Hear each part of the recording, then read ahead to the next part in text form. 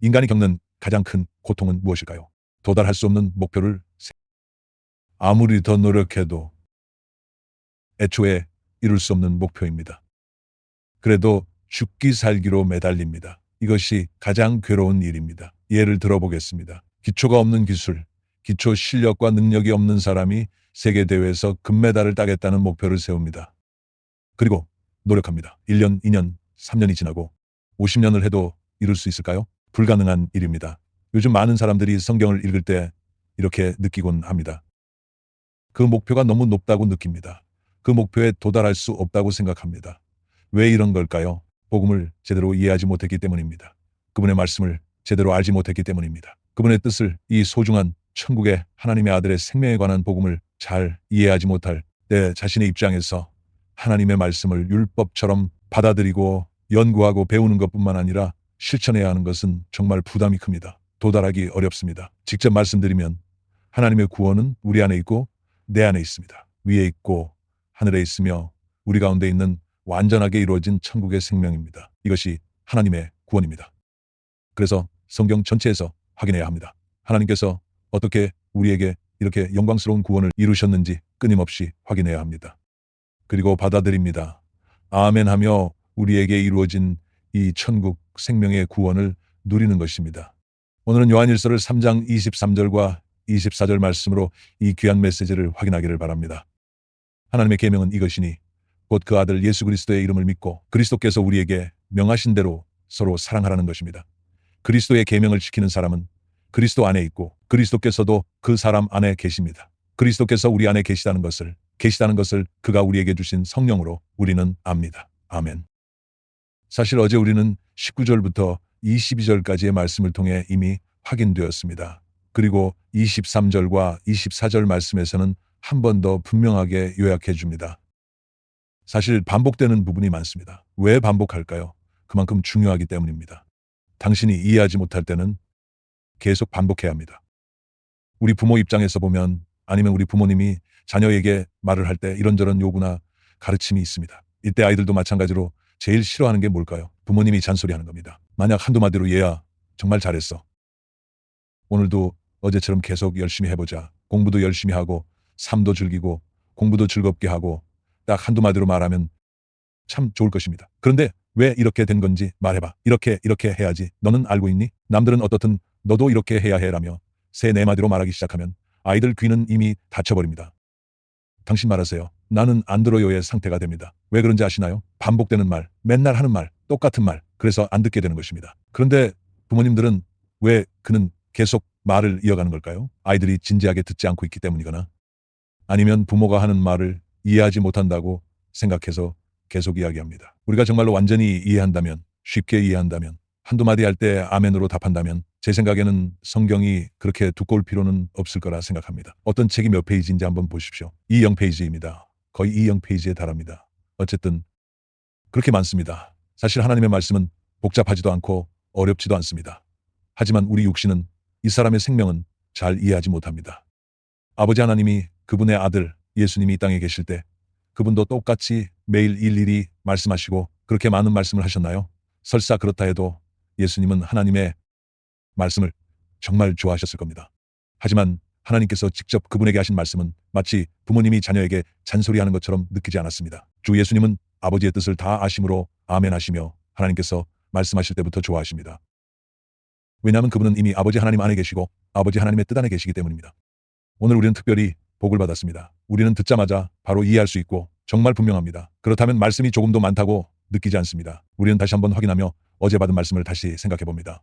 그러면 우리가 진리에 속한 것을 알게 되고 하나님 앞에서도 마음을 편안하게 가질 수 있을 것입니다. 우리 마음도 우리를 책망할 경우가 있는데 우리 마음보다 크시고 우리의 모든 것을 다 아시는 하나님은 더욱 책망하시지 않겠습니까? 사랑하는 여러분, 우리 마음이 우리를 책망하지 않는다면 우리가 하나님 앞에서 담대하여 무엇을 구하든지 다 받을 것입니다. 이것은 우리가 그분의 계명을 지키고 그분이 기뻐하시는 일을 하기 때문입니다.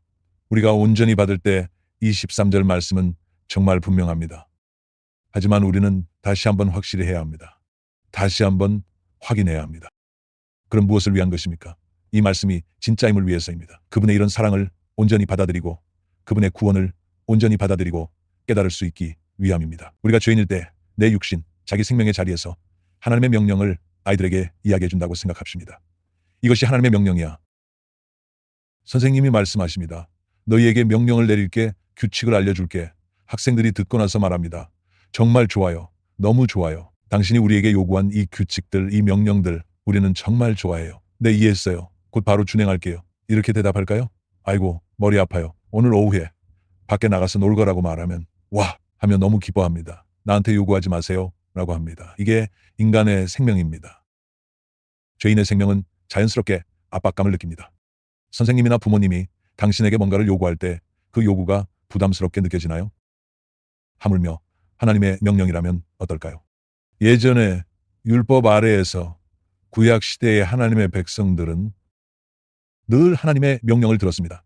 이 율법은 하나님께서 그들에게 주신 것이고 하나님의 명령이며 하나님의 율법입니다. 하지만 그들은 그것을 매우 소중하게 여기고 이해하고 즉시 받아들여서 지키고 누리면서 하나님의 명령을 실천하였나요? 압박감을 느끼며 정말 어렵다고 생각했을 것입니다. 내 마음과 힘을 다해야 해. 내 하나님을 사랑하라. 내 이웃을 내 자신처럼 사랑하라. 당신의 말씀을 나는 압니다. 그러나 이 하나님의 명령, 이 율법은 나와 실제로 직접적으로 관련이 없습니다. 왜냐하면 내 삶과는 전혀 연결되어 있지 않기 때문입니다. 완전히 지킬 수 없습니다. 하지만 어떤 사람들은 그래도 할 수 있습니다. 누가 할 수 있을까요? 위선자들입니다. 아멘하며 우리는 주님의 명령을 좋아합니다. 우리는 하나님의 명령을 지킵니다. 우리는 이런 기도를 드립니다. 우리는 이런 금식을 합니다. 우리가 이렇게 하나님을 사랑합니다. 우리가 이렇게 하나님을 사랑합니다. 하지만 마음속에는 정말 좋아하나요? 정말 기쁘게 여기나요? 정말 마음에 진정한 확신이 있나요? 겉으로만 경건한 척 할 뿐입니다. 왜냐하면 이것은 두 가지 생명이기 때문입니다. 하나님과 인간의 생명, 즉 죄인의 마음은 결코 하나가 될 수 없습니다. 그래서 인간의 본 모습이 드러납니다. 유대인이든 하나님의 백성이라 여겨지는 사람이든 이 세상 모든 사람들 하나님의 명령 아래에서 하나님의 율법 아래에서 그 자신이 완전히 죄인임이 드러납니다. 하나님의 율법을 따를 수 없습니다. 하나님을 사랑할 수도 없습니다. 이웃을 사랑할 수도 없습니다. 그래서 사람에게는 구세주가 필요합니다. 하나님의 명령을 지킬 수 없기 때문입니다. 그것은 곧 멸망입니다. 당신이 하나님의 명령을 받아들이지 않았다면 괜찮았을 것입니다. 당신에게 하나님의 명령이 없을 때 율법이 주어졌습니다. 사람의 죄가 드러났습니다. 율법은 사람이 자신의 죄를 깨닫게 합니다. 하나님께서 사람에게 율법을 주신 목적은 네가 그것을 지킬 수 있게 하려는 것이 아닙니다. 왜냐하면 이 죄인은 이미 죽은 자이기 때문입니다. 성경에서는 죄인은 곧 죽은 자라고 합니다. 즉 사람은 본질적으로 할 수 없는 존재입니다. 그래서 사람이 고통을 겪게 됩니다. 그럼 어떻게 해야 하나요? 저에게는 아무런 소망이 없습니다. 절망합니다. 죽을 것입니다. 이럴 때 살려달라고 외치기 시작합니다. 살려달라고 외쳐야 합니다. 무엇을 찾아야 할까? 구원자입니다. 사람들이 정말로 간절히 찾기 시작할 때 하나님께서 그의 아들을 보내셨습니다. 하나님께서 세상을 이처럼 사랑하셔서 독생자를 주셨으니 이는 그를 믿는 사람마다 멸망하지 않고 영생을 얻게 하려는 것이다. 그래서 하나님의 아들께서 이 땅에 오셨습니다. 죄인은 하나님의 율법을 감당할 수 없고 하나님의 명령을 따를 수 없습니다. 그분은 인간의 자리에서 이 땅에 계시면서 성령의 힘으로 하나님의 명령을 온전히 받아들이셨습니다. 하나님의 율법을 온전히 따르셨습니다. 하나님을 온전히 사랑하셨습니다. 다르게 말하면 이웃을 네 자신처럼 사랑하셨습니다. 죄인이 죽은 사람이 어떻게 남을 내 몸처럼 사랑할 수 있겠습니까? 이건 도저히 불가능한 일입니다. 그 자신을 사랑하는 것조차, 즉 자기 연민이나 사랑도 제대로 알지 못합니다. 실은 자신을 미워하는 것이고 남을 미워하는 것입니다. 그래서 하나님의 아들께서 하나님의 율법을 이루셨습니다. 하나님의 명령을 완전히 받으셨고 따르셨습니다. 그분 안에서 하나님께서 기뻐하시는 구원의 생명이 온전히 이루어졌습니다. 말하자면 하나님께서 기뻐하시는 천국의 생명입니다. 너는 내 사랑하는 아들이요 내가 기뻐하는 자다. 이것이 하나님께서 사람에게 요구하시는 기준이고 이 기준에 이르러야 합니다. 하나님은 완전하신 분이십니다. 그래서 그분의 요구도 완전합니다. 우리는 완전하지 않습니다. 그래서 우리가 사람들에게 바라는 것도 완전할 수는 없습니다. 그러나 하나님은 완전하십니다. 그러므로 하나님의 기준은 반드시 하나님의 마음에 들 정도여야 합니다. 너는 내 사랑하는 아들이요 내가 기뻐하는 자라. 주님은 온전히 아버지의 명령과 율법을 따랐기 때문입니다. 아버지는 아들을 혼자 내버려 두지 않으시고 늘 함께 하셨습니다. 왜냐하면 아들께서 늘 하나님이 기뻐하시는 일을 하기 때문입니다. 당신과 나, 우리는 그렇게 할 수 없습니다. 주님은 이런 생명을 온전히 이루셨습니다. 우리 모두를 위해 구원을 이루셨습니다. 그분 자신이 그런 삶을 사셨습니다. 그분은 우리를 구원하시기 위해 죄와 죽음의 대가로 십자가에서 죽으셨습니다. 십자가의 구속을 통해 이루셨습니다. 우리는 본래 죄인이었습니다. 하지만 우리가 그분을 믿을 때 하나님께서 세상을 사랑하셔서 그의 외아들을 믿는 자들에게 주시는 것입니다. 그래서 우리는 죄인임을 고백하고 아무런 희망이 없음을 고백하며 우리는 더 이상 죄인의 자리에 있지 않습니다. 하나님의 자녀라는 신분으로 자녀의 자리에 있습니다. 그리고 그분이 바로 그분이 이루시고 그분의 살아있는 생명이 나의 생명이 된 것입니다. 이것이 구원입니다. 그래서 오늘 말씀인 23절이 이런 의미인 것입니다. 하나님의 명령, 우리가 구약시대에 있을 때 하나님의 명령은 듣고 실천해야 합니다. 그렇지 않나요? 하지만 하나님의 명령은 왜 이렇게 말씀하셨을까요? 하나님의 명령은 이것이니 곧 그 아들 예수 그리스도의 이름을 믿으라는 것입니다. 이것이 하나님의 명령입니다. 당신은 믿고 있습니까? 구약시대를 한번 생각해 보십시오. 하나님께서 그들에게 명령하시고 율법을 주셨습니다. 그리고 그 율법을 따르고 순종해야 하며 율법대로 살아야 합니다. 하지만 인간은 결국 실패했습니다. 그래서 하나님의 율법이 이 하나님의 명령이 다른 방식으로 받아들여지게 되었습니다. 즉 생명으로 변경되었습니다. 하나님의 명령이 무엇입니까? 그분 자신입니다. 하나님의 아들의 생명입니다. 그래서 신약시대에는 하나님의 명령은 내가 직접 행하는 것이 아닙니다. 하나님의 명령은 믿는 것입니다. 신약시대에는 모든 요구, 하나님의 말씀에 대한 요구의 가장 근본적인 것은 믿는 것입니다. 구약시대에는 사람이 행해야 했고 믿어야 했습니다. 믿음, 하나님께서 세상을 사랑하셨습니다. 자기 외아들을 그들에게 주셨습니다. 믿는 모든 사람에게, 즉 당신이 믿어야 합니다. 믿는다는 것은 그를 받아들이는 것입니다. 그의 생명을 받아들이는 것이고 그분이 내 생명이 되게 하는 것입니다. 하나님의 명령은 바로 우리가 그의 아들 예수 그리스도의 이름을 믿도록 하신 것입니다. 이 이름은, 이 신분은 나의 생명이 되는 것입니다. 주께서 말씀하셨습니다. 나는 참된 포도나무이고 내 아버지는 농부이시다. 나는 포도나무이고 너희는 가지이다. 이것이 바로 하나님의 아들 예수 그리스도의 이름을 요한일서 5장 4절에 이렇게 말씀하십니다. 하나님에게서 태어난 사람은 다 세상을 이기기 때문입니다. 세상을 이긴 승리는 이것이니 곧 우리의 믿음입니다. 세상을 이기는 사람은 누구입니까? 예수가 하나님의 아들이심을 믿는 사람이 아니고 누구겠습니까? 그리고 5장 1절에서는 이렇게 말합니다. 예수가 그리스도이심을 믿는 사람은 다 하나님에게서 태어났습니다. 믿음, 이 믿음이라는 개념은, 성경에서 말하는 믿음의 개념은 우리가 세상에서 가지고 있는 믿음에 대한 생각과는 완전히 다릅니다. 이 땅에서 이 믿음의 개념은 무엇인가요? 나를 믿으시나요? 무엇을 믿는다는 것인가요? 나는 당신을 사랑합니다. 내가 도와드릴게요. 나는 이 나라를 믿습니다. 나는 이 사람을 믿습니다. 아니면 나는 나 자신을 믿고 자신감이 있습니다. 나는 할 수 있습니다. 나는 반드시 성공할 것이라는 자신감이 있습니다. 사람들이 가지고 있는 이런 생각입니다. 하지만 우리가 이 땅에서 갖는 믿음은 온전히 이루어질 수 있을까요? 당신이 믿은 후에는 정말로 손해를 보지 않을까요? 모든 게 완벽해질까요? 믿으면 성공한 건가요?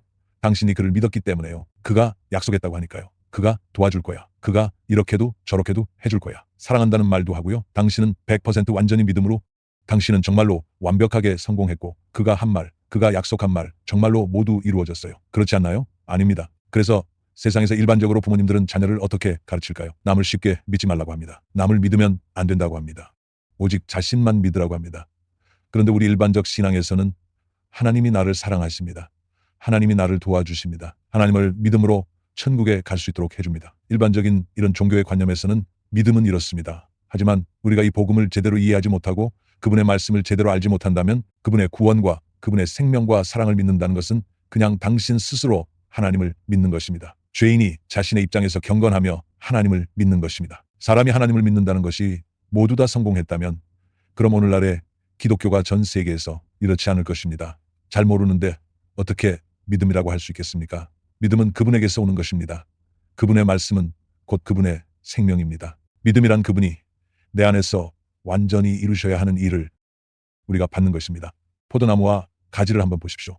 가지는 포도나무를 믿고 그래서 그 안에 거하는 것입니다. 계속해서 포도나무의 생명을 받아들입니다. 이것이 바로 믿음입니다. 그래서 하나님의 생명 자체가 그분이 친히 행하신 주 예수님께서 친히 이루신 그분의 생명, 곧 그분의 완전한 순종, 그분의 완전한 사랑이 나의 생명이 됩니다. 그분의 순종, 그분의 겸손, 그분 생명의 모든 것이 나의 것이 되는 것, 이것이 바로 믿음입니다. 받아들이는 것입니다. 이런 깨달음이 없고 받아들임이 없으며 이런 믿음이 없다면 우리가 믿는다는 것은 사람의 육신적인 입장에서 하나님을 믿는 것입니다. 왜 하나님을 믿는 걸까요? 나 자신을 위해서입니다. 이해하시겠죠? 내가 이 땅에서 성공하고 싶고 만족하고 싶고 모든 일이 잘 풀리길 바랍니다. 그리고 천국에도 가고 싶습니다. 그래서 믿는 것입니다. 이 땅의 모든 육신과 우상 숭배하는 종교 안에서 이런 관점에서의 믿음입니다. 당신은 정말로 믿습니까? 진심으로 받아들이기 시작하면 당신은 더 이상 죄인인 자신이 아닙니다. 그리고 당신의 육신은 여전히 세상에 있지만 참으로 불쌍한 죄인의 생명의 자리에 있는 것이 아닙니다. 당신이 믿는다는 것은 하나님의 아들을 받아들이면 그분의 생명이 바로 나의 생명이 된다는 것입니다. 하나님의 명령은 우리가 하나님의 아들 예수님의 이름을 믿도록 하신 것입니다. 그분의 이름, 하나님의 이름을 아무렇게나 빌려주는 것이 아닙니다. 많은 사람들이 자기 삶을 자기 방식대로 살아갑니다. 자신의 삶을 걸고 구합니다. 자신의 삶을 위해서입니다. 그리고 한 가지 잊지 마세요. 마지막에는 반드시 그의 이름으로 기도해야 합니다. 하나님께서 단지 이것만을 위해서 당신에게 허락된 것이 아닙니다. 주 예수님을 보십시오. 예수 그리스도, 하나님의 아들 예수 그리스도, 죄에서 구원하시기 위함입니다. 이분이 바로 예수님입니다. 그리고 그리스도이십니다. 하나님께서 기름 부으신 자께서 나를 구원하시려고 나에게 오셨습니다. 자신의 생명을 내어 나를 구원하셨습니다. 그분이 내 생명이 되십니다. 그리스도께서 우리의 생명이십니다. 그러므로 이것이 하나님의 아들 예수 그리스도의 이름을 믿는다는 것입니다. 우리는 죄인입니다. 하지만 그의 사랑으로 그분 자신을 내게 주셨습니다. 그래서 나는 하나님의 아들의 이름을 갖게 되었고 아바 아버지라 부릅니다. 그리스도께서 우리에게 명하신 대로 서로 사랑하라는 것입니다. 그러므로 그분이 내게 주신 명령대로 서로 사랑하라. 이 말은 우리가 더 이상 율법 아래의 구약의 관점에서 보면 안 됩니다. 그분이 주신 대로, 즉 그의 명령이 이런 뜻이므로 이런 명령을 하신 것입니다. 예를 들어 학생이 선생님의 요구나 명령을 받았을 때 학생은 선생님의 명령에 따라 스스로 행동하게 됩니다. 이런 관념이 아닙니다. 사람은 하나님의 율법, 하나님의 명령을 감당할 수 없습니다. 그분 안에, 이 하나님의 아들 안에서 사람이 받아들일 수 있는 이 생명을 이미 완전히 이루셨습니다. 성령을 통해 하나님의 명령이 우리에게 실제로 이룰 수 있는 생명이 되었습니다. 곧 주님의 자신의 생명입니다. 하나님의 아들 예수 그리스도, 요한복음 13장 34절을 보겠습니다. 이제 나는 너희에게 새 계명을 준다. 내가 너희를 사랑한 것 같이 너희도 서로 사랑하여라. 너희도 서로 그렇게 사랑해야 하여라. 내가 너희에게 새로운 계명을 준다. 제가 여러 번 말했었습니다. 옛 계명, 즉 율법은 사람의 힘으로는 감당할 수 없었습니다. 주 예수님 안에서 이루어졌습니다. 사람이 이해할 수 있게 되었고 좋아할 수 있게 되었으며 받아들일 수 있게 되었고 이 생명으로 살아갈 수 있게 되었습니다. 그분 자신, 하나님의 아들 예수 그리스도, 그분이 바로 새로운 명령입니다. 그분이 우리의 새로운 율법입니다. 이 새로운 명령은 서로 사랑하라는 것입니다. 이 명령은 여러분에게 서로 사랑하라고 주어진 것입니다. 사람이 이 세상에 살아가면서 이런 개념이 있을까요? 예를 들어보겠습니다. 직장에 출근했다고 가정해 봅시다. 당신의 상사가 당신에게 요구를 합니다. 명령을 내립니다. 김대리, 오늘 밖에 나가서 이런저런 일을 해야 합니다. 두 번째로, 이 일은 꼭 해내야 합니다. 라고 상사가 그에게 요구해야 합니다. 이건 명령입니다. 그렇지 않나요? 이때 김대리는 상황을 잘 모르면서 네, 알겠습니다. 라고 대답하며 상사님이 내린 이 요구를 믿습니다. 이 명령은 반드시 이루어질 것입니다. 저는 믿습니다. 저는 믿습니다. 저는 믿습니다. 계속 이렇게 말합니다. 상사가 어리둥절하며 이봐, 김대리, 왜 그래? 오늘 좀 이상한 거 아니야? 뭘 믿는데? 지금 바로 가야 해. 지금 바로 해야 해. 내 말대로 가서 진행해야지. 라고 말합니다. 내가 너희에게 새로운 계명을 준다. 서로 사랑하라는 것이다. 잘 확인해 보십시오. 우리가 따를 수 있는 이 명령은 서로 사랑하라는 것입니다. 여기서는 수동적인 것입니다. 내가 직접 하는 것이 아니라 수동적으로 따르는 것입니다. 내가 실행할 수 있는 동력이 무엇일까요? 이 명령은 사실 우리가 할 수 있는 일이 아닙니다. 그분께서 우리 안에서 이루시는 일입니다. 보십시오. 여러분에게 서로 사랑하라고 하셨습니다. 내가 너희에게 어떻게 사랑했는지 너희도 그렇게 서로 사랑해야 한다. 여기서도 똑같이 말씀하십니다. 요한일서에서도 마찬가지입니다. 그리스도께서 우리에게 명하신 대로 서로 사랑하라는 것입니다. 내가 너희를 어떻게 사랑했는지 주님께서 우리를 어떻게 사랑하셨고 이웃을 사랑하며 자신의 목숨을 내놓으셨습니다. 그리스도께서 우리를 위하여 자기 목숨을 버리셨습니다. 이것으로 우리가 살아를 알게 되었습니다. 그러므로 우리도 형제자매를 위하여 목숨을 버리는 것이 마땅합니다. 도덕윤리 선생님이 가르칩니다. 너희는 이웃을 사랑해야 합니다. 목숨을 내놓아야 합니다. 그렇다면 학생들은 어떻게 받아들일까요? 무슨 뜻이에요? 선생님, 오늘 무슨 일이 있으세요? 이웃을 사랑함으로 목숨을 내놓아야 합니다. 그게 어떻게 가능해요? 너희는 서로 사랑해야 한다. 어느 정도까지 사랑해야 할까요? 내가 너희를 사랑한 것처럼 너희도 그렇게 사랑하라. 주 예수님께서는 어떻게 사람을 사랑하셨나요? 그분은 어떻게 하나님을 온전히 사랑하셨나요? 그분은 어떻게 진심으로 원수까지 사랑하셨나요? 그분은 부담스럽게 느껴지시나요? 걱정하지 마십시오. 해야 합니다. 이것은 당신 혼자 하는 일이 아닙니다. 이 새로운 계명은, 이 명령은 여러분이 서로 사랑하도록 주어진 것입니다. 심지어 나처럼 사랑하라는 것입니다. 이런 사랑, 서로 이런 사랑으로 사랑해야 합니다. 주님처럼 친구를 위해 목숨을 내어주는 것입니다. 세상 기준으로 보면 이건 불가능합니다. 정신 나간 짓입니다. 어떻게 남을 그렇게까지 사랑하기를 자신을 잃게 되는 데까지 합니까? 완전히 자신을 잃고 심지어 목숨까지 내어주는 것은 불가능한 일입니다. 정상적인 일이 아닙니다. 어떻게 원수를 사랑할 수 있겠습니까? 원수를 사랑하라는 말을 쉽게 하지 마세요. 그 원수만 떠올려도 속이 울렁거리고 정말 역겹습니다. 마음이 너무 힘들어요. 그런데 어떻게 사랑할 수 있겠어요? 인간의 생명으로는 절대 불가능합니다. 하지만 성경에서는 뭐라고 하나요? 항상 기뻐하라, 항상 기뻐하라 하십니다. 모든 일에 감사하라. 언제 그렇게 해야 하나요? 왜 그래야 하죠? 원수를 사랑하게 되었기 때문이에요. 당신이 하나님을 온전히 사랑하기 때문입니다. 사람은 쉽게 이해하지 못합니다. 받아들이지 못합니다. 하지만 우리는 믿어야 합니다. 우리가 그의 아들 예수님을 믿도록 하셨습니다. 그분의 이름을 믿어야 합니다. 그분을 영접해야 합니다. 그분의 생명을 받아들여야 합니다. 그분의 생명을 알아가야 합니다. 그분의 생명으로 살아가야 할 때 참으로 감사합니다. 참으로 감사합니다. 내가 한 것이 아니기 때문입니다. 그분께서 하신 일입니다. 제가 조금 전에 서두에서 말씀드렸던 내용입니다. 사람이 느끼는 가장 큰 고통은 무엇일까요? 내가 도저히 이룰 수 없는 목표를 정해놓고 죽을 힘을 다해 도달하려고 합니다. 하지만 우리는 그런 존재가 아닙니다. 수고하며 무거운 짐을 진 사람은 모두 내게로 오너라. 내가 너희를 쉬게 하겠다. 즉 주 예수님의 생명은 매우 가볍고 참으로 누릴 수 있습니다. 하나님께서 기뻐하시는 삶을 살아가며 온전히 순종하고 완전한 사랑을 실천하는 생명입니다. 이것은 인간에게는 없는 것이고 사람이 아무리 노력해도 이룰 수 없는 것입니다. 상상조차 할 수 없는 생명입니다. 성령을 통해서 하나님의 사랑을 나타내십니다. 이것이 바로 하나님께서 하신 일입니다. 아버지 하나님께서 요구하신 것도 많아서 큰 부담을 느끼셨으며 맡겨진 모든 사역을 반드시 완수하기 위해 매우 고통스러우시고 부담이 크셨나요? 그렇지 않습니다. 주 예수님은 참된 기쁨으로 충만하셨고 평안하셨습니다. 왜 그런 걸까요? 그가 스스로 한 일이 아니기 때문입니다. 내가 하는 일은 내 힘으로 하는 것이 아닙니다. 아버지 하나님께서는 어떻게 말씀하셨으면 나는 어떻게 말하고, 아버지 하나님께서 내 안에서 당신의 일을 하십니다. 그분은 계속 말씀하십니다. 성령을 통해서 아버지 하나님의 역사, 능력 말씀이 그 안에서 끊임없이 역사합니다. 이것이 바로 하나님의 사랑입니다. 아버지의 사랑이 그 안에, 사람 안에서 하나님의 능력이 드러나고 하나님의 사랑을 드러나며 하나님의 역사를 나타납니다. 사람이 도저히 할 수 없는 일입니다. 주 예수님은 곧 나사렛, 예수님이 자기 자신을 의지했다면 이 엄청난 압박에 바로 짓눌려 버렸을 것입니다. 하지만 진정한 하나님의 능력은 하나님의 사랑과 하나님의 지혜와 그에게 가득할 때 겉으로 보기엔 아주 연약해 보이는 이 나사렛, 예수님 안에 천국의 기쁨이 가득합니다. 그 안에는 천국의 능력이 충만합니다. 영광과 만족도 충만합니다. 아버지 하나님께서 그 안에 계시기 때문입니다. 우리가 받은 것, 우리가 물려받은 생명, 우리가 물려받는 천국이 바로 이런 모습입니다. 이런 생명입니다. 그래서 우리는 그분을 믿습니다. 아멘하며 좋아하고 즐기며 참 좋아합니다. 계속 정말 좋아합니다. 계속 보십시다. 그리스도의 계명을 지키는 사람은 그리스도 안에 있고 그리스도께서도 그 사람 안에 계십니다. 그리스도께서 우리 안에 계시다는 것을 그가 우리에게 주신 성령으로 우리는 압니다. 아멘. 23절에 이어 다시 한번 반복하여 말하고 있습니다. 하나님의 명령을 지키는 사람은, 자 한번 보십시오. 우리는 과거의 나의 자리, 나의 위치, 죄인의 자리였습니다. 옛 생명으로 하나님의 명령을 지키는 것은 이 말씀이 매우 부담이 됩니다. 하나님의 명령을 지키는 것은 내 상태와 생명과는 완전히 반대입니다. 그래도 억지로라도 하나님 안에 거한다며 어쨌든 압박감을 최대한 피하고 좋아하는 것만 붙잡으려고 합니다.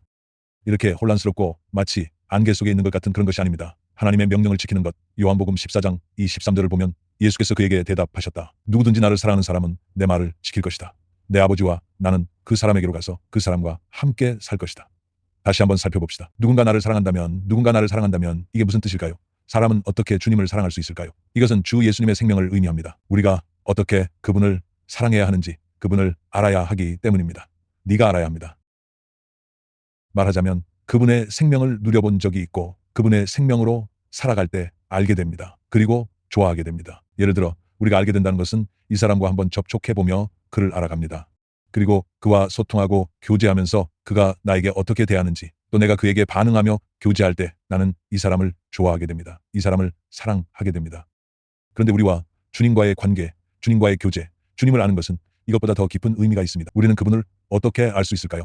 우리는 성령을 통해서 이 생명을, 하나님의 아들의 생명, 그분은 우리의 눈으로 볼 수 있는 분이 아니기 때문입니다. 눈으로 볼 수 없습니다. 손으로 만질 수 있는 것이 아닙니다. 성령을 통해서 생생하게 내 살을 먹을 수 있고 내 피는 마실 수 있는 하나님의 아들 예수 그리스도의 생명, 주님의 생명을 성령을 통해서 우리에게 전해주시는 것입니다. 포도나무 가지처럼 말입니다. 가지가 포도나무를 알고 있을까요? 이건 우스운 질문입니다.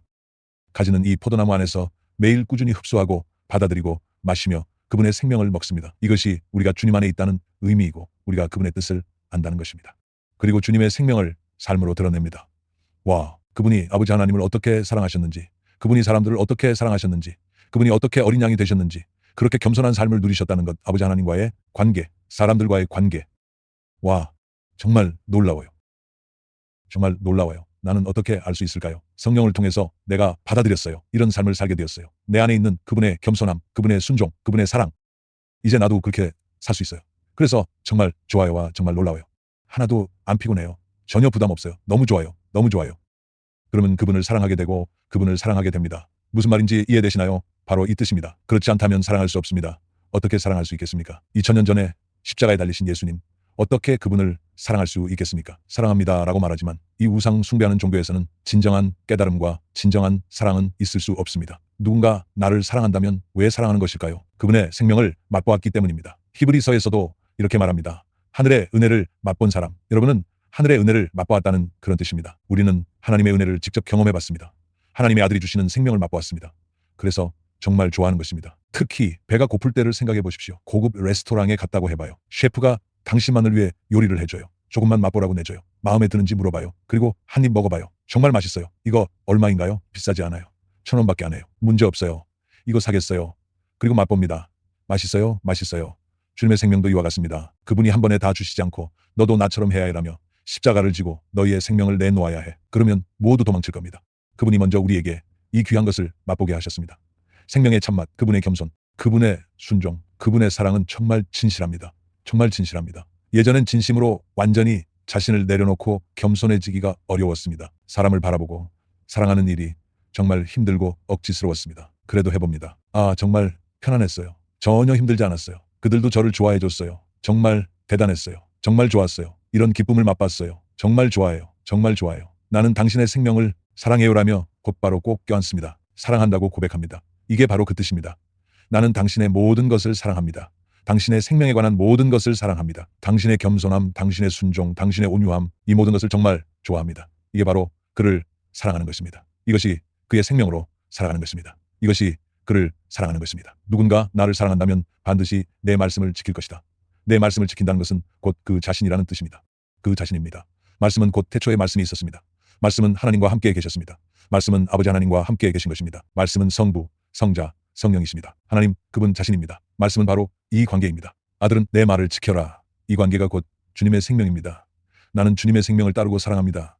그분의 생명으로 살아가고 그분을 꼭 붙들어야 합니다. 이렇게 하면 아버지께서 반드시 그를 사랑하십니다. 왜냐하면 아버지 하나님께서 자신의 아들을 사랑하시기 때문입니다.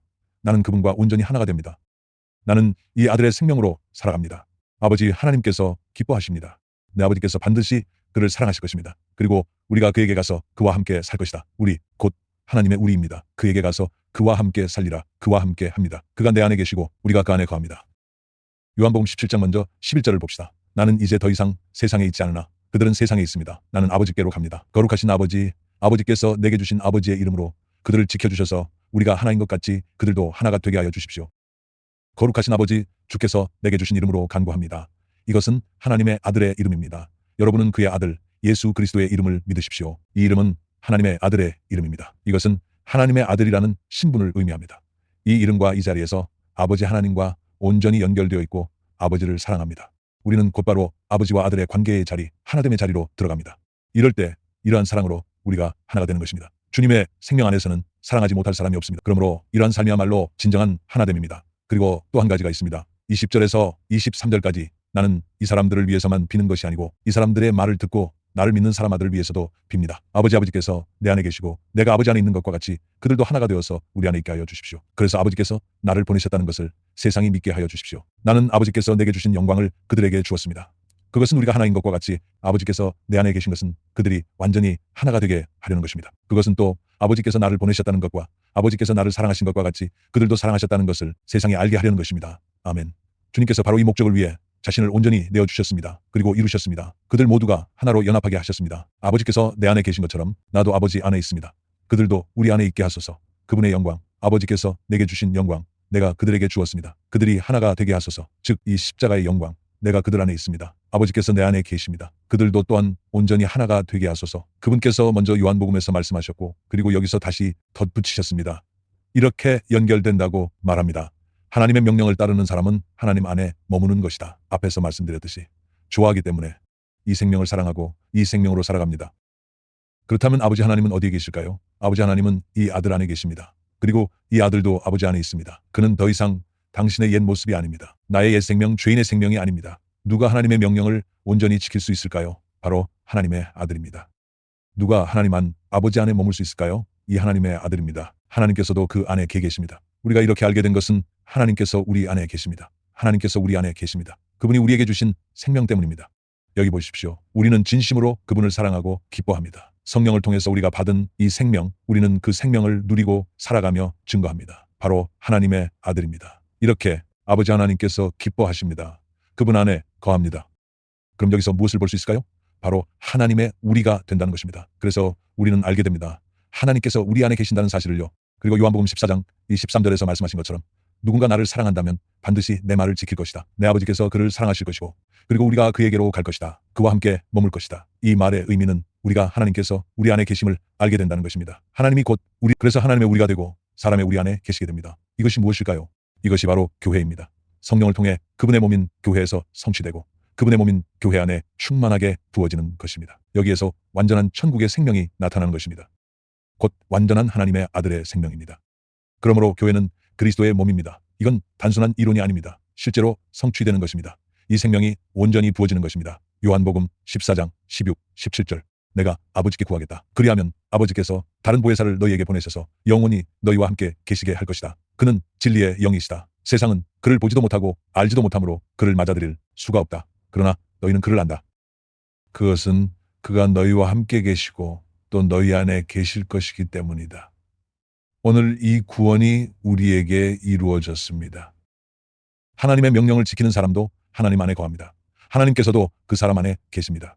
먼저 개인적인 부분을 이야기했습니다. 그렇다면 우리 각자, 각 지체는, 모든 지체는 주님과 직접 연결되어 있습니다. 모든 지체는 머리의 지시에 따라 움직입니다. 왼손이 오른손의 말을 따르지 않습니다. 하지만 서로를 사랑합니다. 서로 협력하고 연결되어 있습니다. 머리와 연결되어 있기 때문입니다. 예를 들어 박수를 치려고 할 때, 이렇게 할 때 겉으로 보면 어떨까요? 두 손이 스스로 하는 것 같지만 사실은 그렇지 않습니다. 순식 그리고 정말 빠르게 0.0000001초 만에 이 속도로 그리고 왼손에게도 명령을 내립니다. 모든 지체는 머리의 지배를 받습니다. 머리가 이끕니다. 그리고 모두가 따릅니다. 그래서 우리 모두는 아주 분명합니다. 이것은 하나님이 우리를 사랑합니다. 우리도 하나님을 사랑합니다. 우리는 어떻게 해야 할까요? 이것은 결코 모호하지 않습니다. 먼저 내가 개인의 고백, 개인의 생명이 그와 연결되어 있다는 것을 정말 분명히 알아야 합니다.